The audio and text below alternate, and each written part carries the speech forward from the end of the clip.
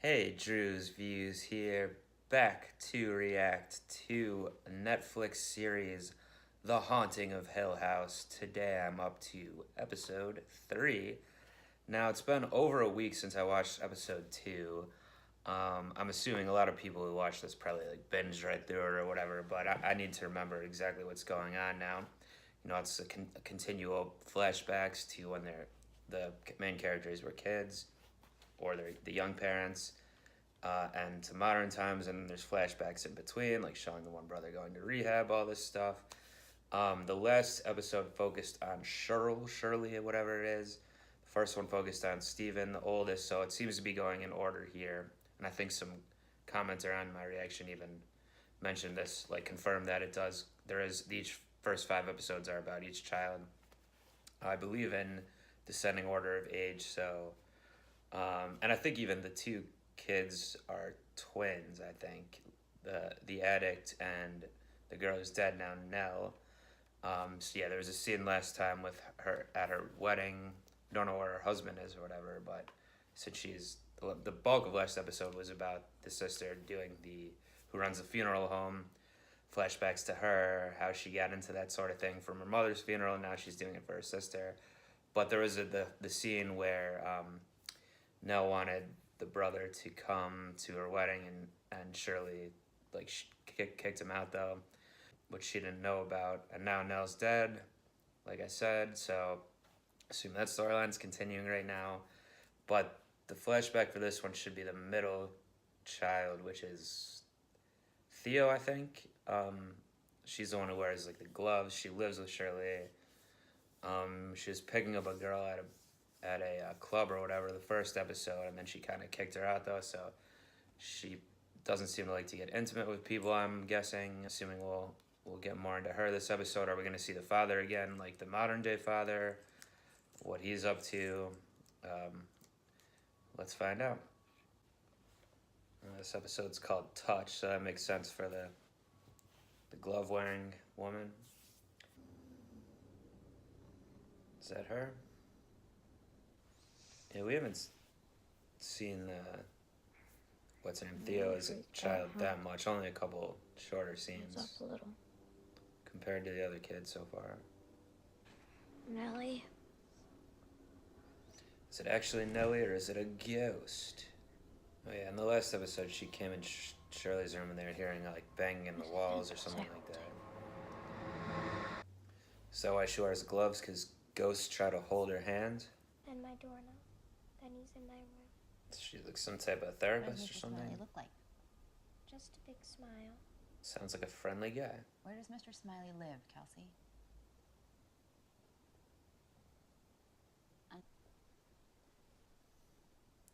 Hey, there's Mr. Smiley on the wall right there. When I was little, I was afraid of a lot of things. I didn't have to be, though. They were all in my head. I just didn't know that yet. I don't know about that. All our kids have always had to go through an adjustment. This Could be normal. The foster care system isn't the easiest place to grow up. Thank you. So she didn't have the gloves on with the kid. Probably means something. Looks like Jack Skellington.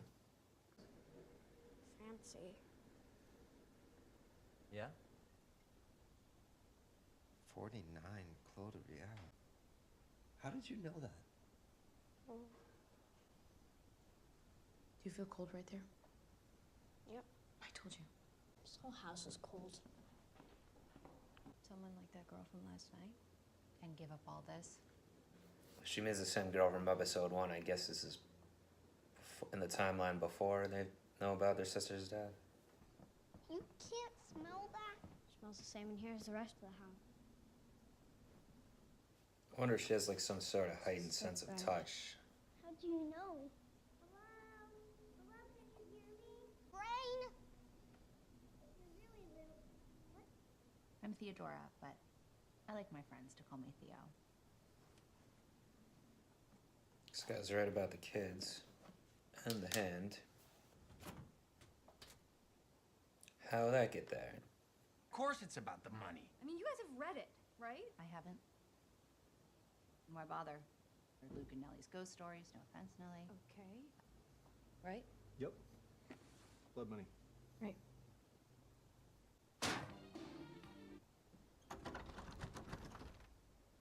Hello?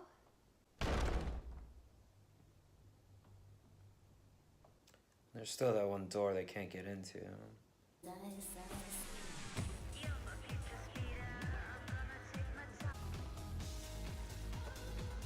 Oh, that's her girl.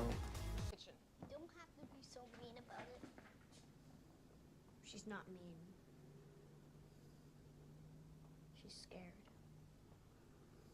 What makes you say that? She really does have some type of like power or something. I guess that's why she wears a glove so she doesn't have to get people's emotions all the time or something, or whatever they're feeling. Maybe there's a ghost in the dumb waiter too then. I thought it might be her. Mrs. Dudley?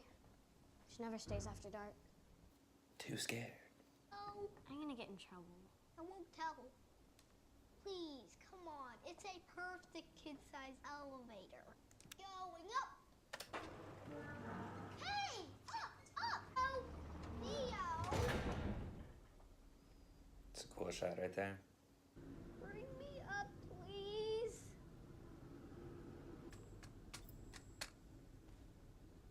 There's That wasn't no something rat down right there. here. Just hang on, I'm trying. Theo!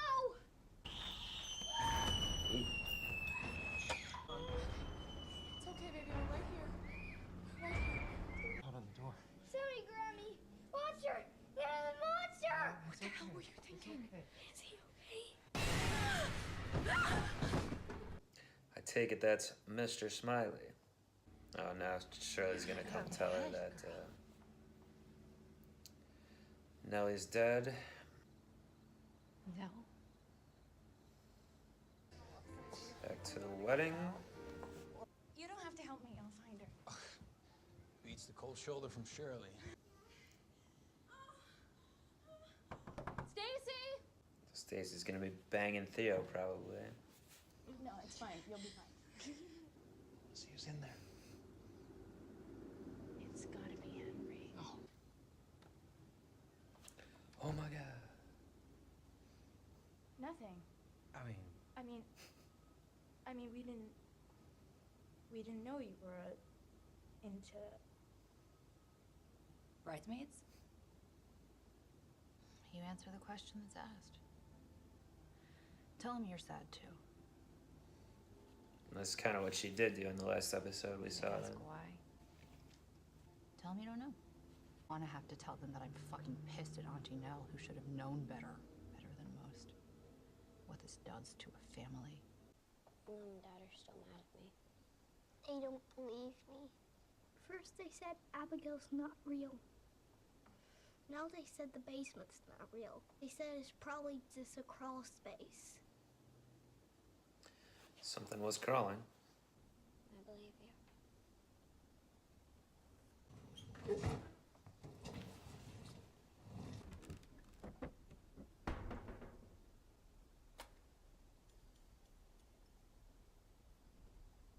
Is that a shirt?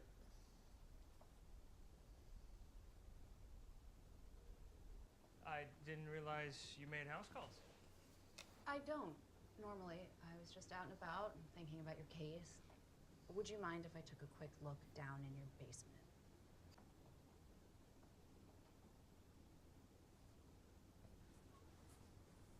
Please.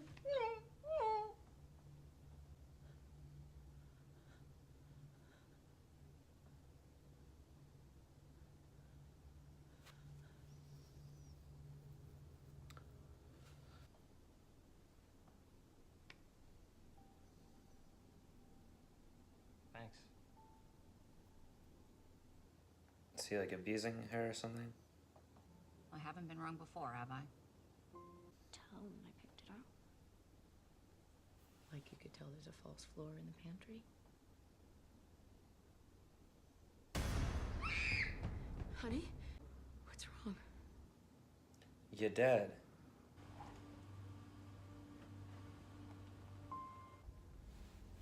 I guess she could tell by touching him that he felt maybe guilty about it too. That's why she knew he would confess so easily. Your grandmother was like that too. She was sensitive. Sensitive people, they sometimes need, well, gloves. and the other thing. If you're feeling overwhelmed and you think nobody will understand, you can talk to me about anything. You're not scared Shirley's gonna kill you for this? Pretty good at secrets. You got a couple things wrong in there, by the way. That was really wild stuff, considering that you were asleep for what? Like 99% of it? Take glove off and feel some fucked up shit.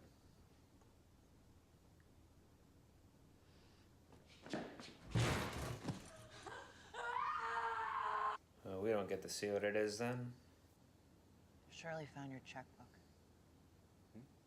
Individual account. It's just as bad for you as it is for me. What's that Of course not. Might want to come up with an excuse, though. Probably what I thought last time about how she spends too much money and gives it away or something. Whoa. Whoa. Hang on. Can we take a second and talk? It's not what she wants you for. Well, let's see. My day. I found out that a 9-year-old that I was treating was getting molested by her foster dad. Guy folded like a cheap suit the moment he was questioned by the cops, so yay. She just needed help, and no one was listening. Except for you. And it's so much like Nellie. Oh yeah, also my sister killed herself or whatever. Glad you asked. I need to get Steve and Cheryl. What's happening? Go. Come on. Come on. Daddy! Let go of me! Let go! Don't touch me! Touch me. Interesting. Well, I don't know exactly what to make of the end there when her dad touched her, the images were pretty quick, what she was seeing, but...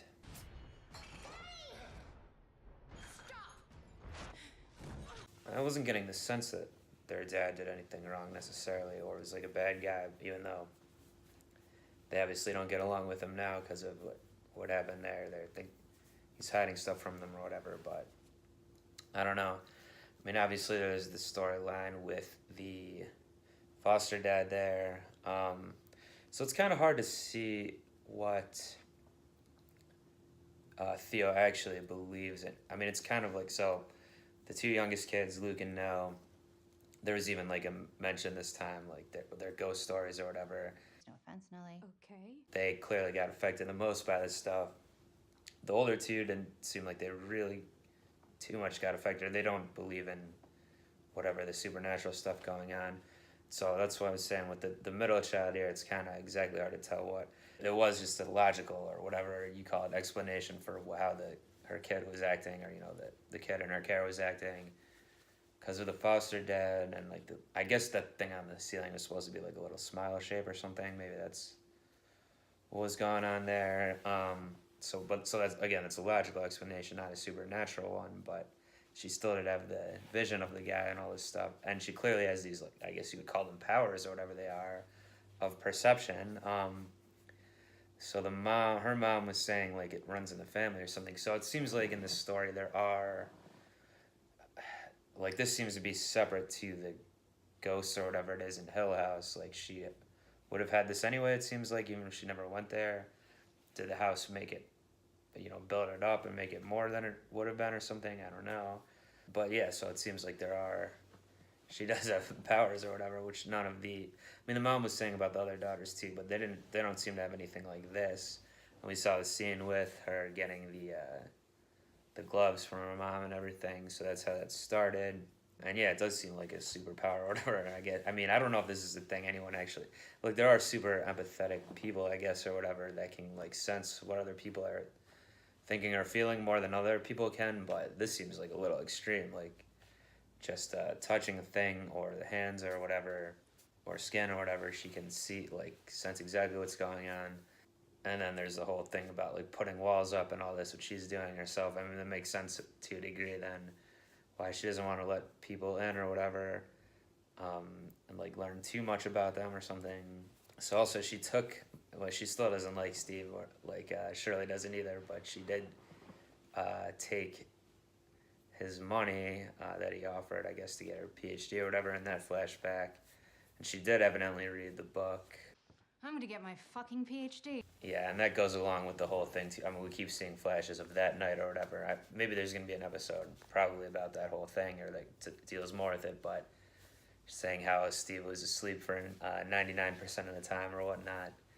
It seems to be going right along with which kids saw the most of whatever there. It was a creepy scene, definitely, with the whole dumbwaiter thing. That was probably one of the creepier scenes so far, 3 episodes into the show. The thing crawling on the ground there, I guess got a piece of his pajamas or whatever. The next episode should be about Luke there, I would imagine, featuring him.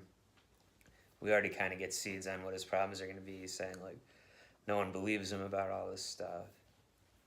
It's probably at least partially what's going to lead him to his drug problems and all that.